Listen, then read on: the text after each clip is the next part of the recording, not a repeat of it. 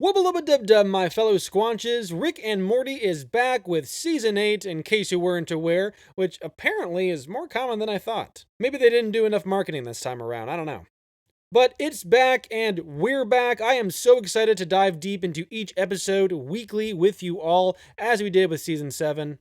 I don't have a set schedule yet for these video drops, but my hope is to have each one out by at least the following Thursday morning. On a Thursday? And as with last season, which trust me, there's already plenty of continuations from Season 7 to 8, as we'll soon talk about, they haven't announced a mid-season break or hiatus yet, so we should be getting more Rick and Morty consistently for the next 9 weeks. So if you're a fan of the show and want to dive deep into each episode, beyond simple references and callbacks, more into the stories and themes and character arcs themselves, then don't forget to subscribe if you have not already. I know I'm having the most fun when I get to talk to y'all in the comments and discuss fan theories of where things are headed. But enough chit chat, let's dive into the Season 8 premiere, Summer of All Fears. Fear.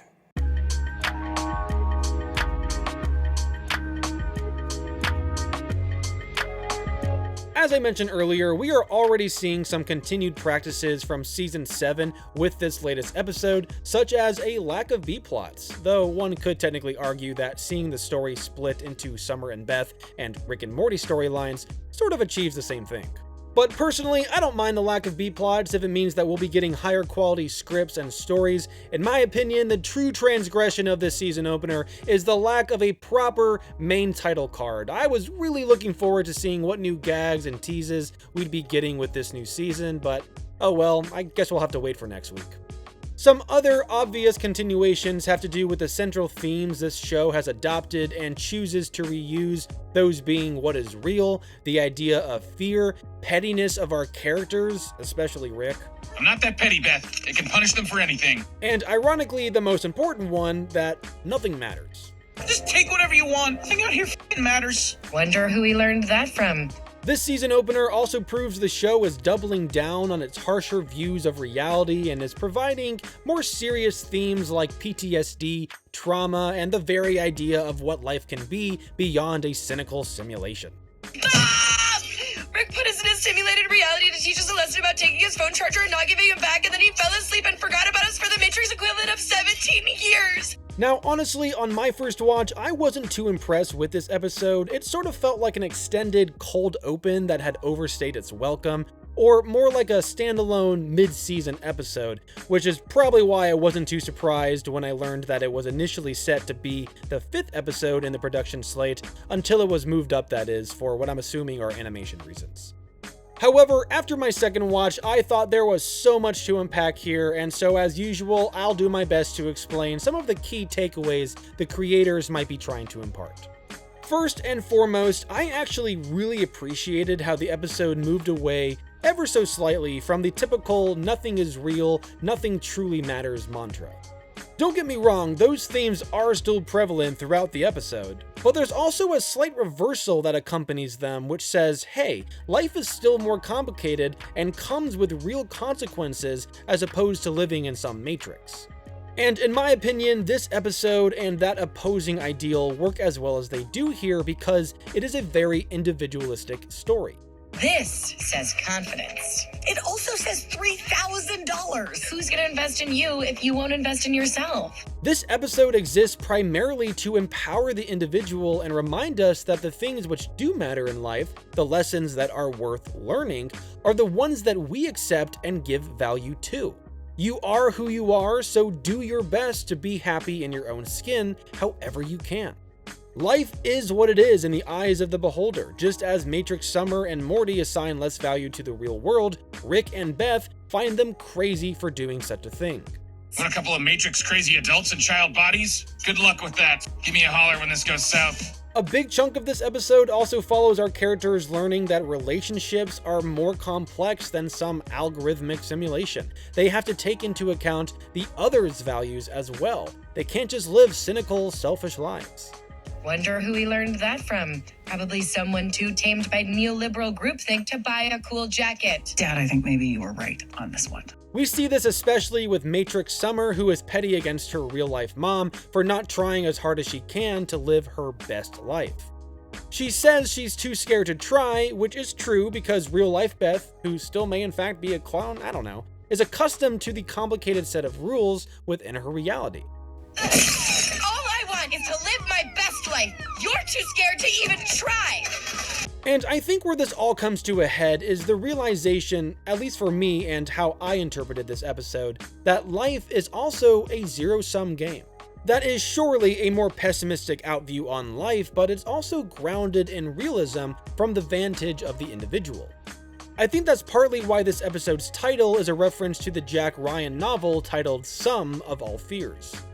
Matrix Summer is trying to live her best life, both inside and out of Rick's simulation, and puts her mom down and behind her, hoping that will allow her to continue in this realer world. Meanwhile, Matrix Morty is trapping his grandpa in a matrix of his own design. Maybe that's why the NPCs call them matrices and not matrices. You wouldn't be putting people in matrices, would you? What? Because that's something you should never do. And setting out with their death race vehicle to dismantle the power plants, making not just chargers obsolete, as Summer did in Rick's Matrix, but the phones themselves. He's getting too close!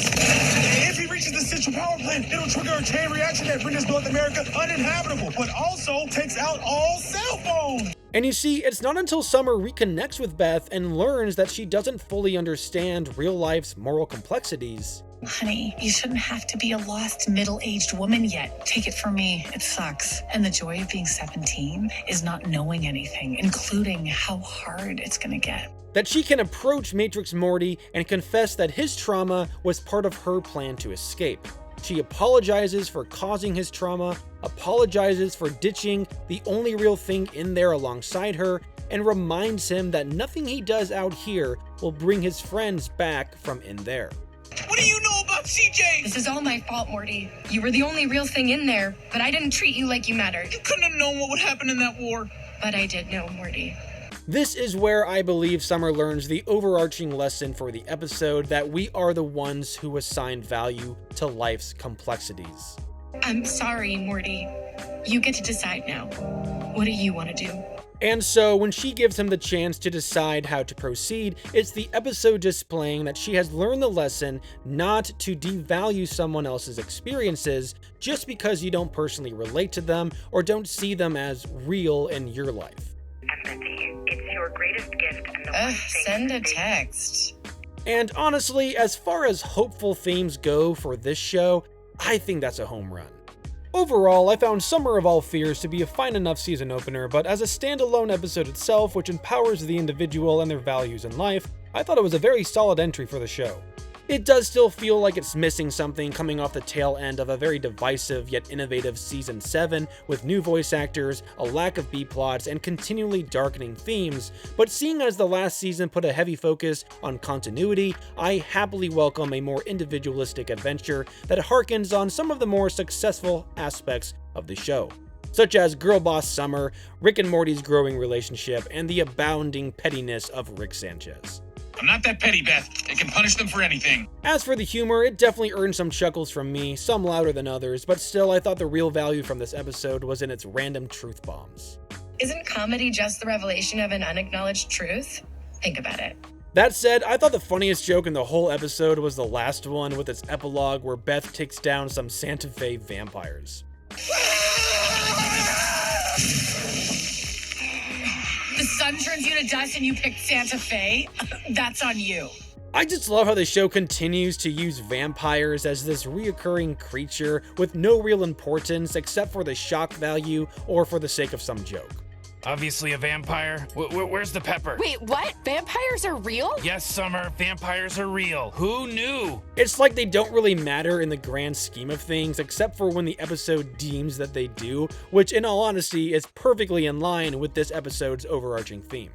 Plus, there's the added bonus for Beth devaluing the vampire's choice for where to lurk, which makes it even funnier as it goes against the episode's lesson.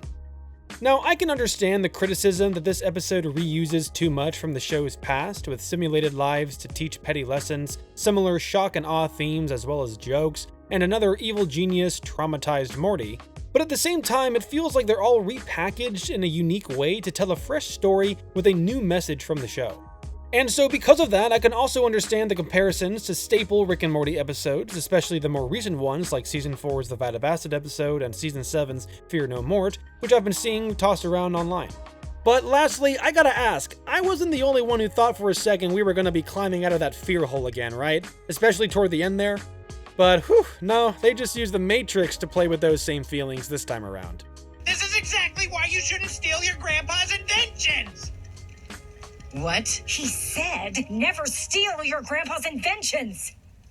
No! This NPC was trying to teach us a lesson! I was just saying not to steal such dangerous technology. Your grandpa's obviously a genius. See? That's an actual guy. That said, I do think they're gonna save the fear hole for something special down the road, maybe even seasons from now. It seems like the end of this episode reset everyone back to their normal selves, so they might just want to give us a more tame, classic season this time around.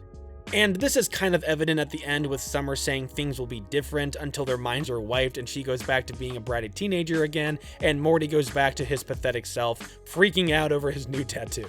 Ow! I'm gonna remember him, but I'm gonna miss you. You won't have to. I have a feeling things are gonna be different now. Ready to be kids again? More than you know. Yeah.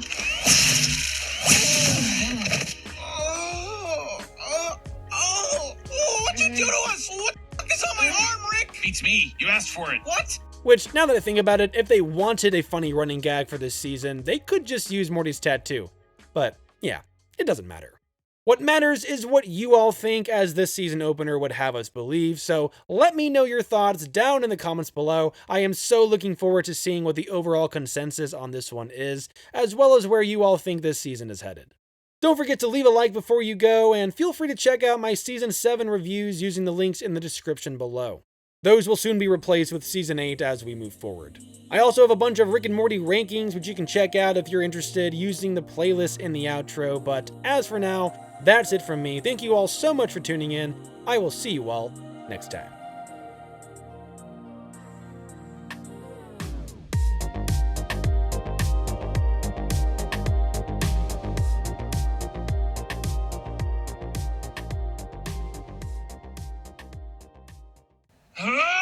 Seriously, Morty? You're that uncreative? Who's Morty? Is that someone you put in a Matrix? Oh, yes. Ow!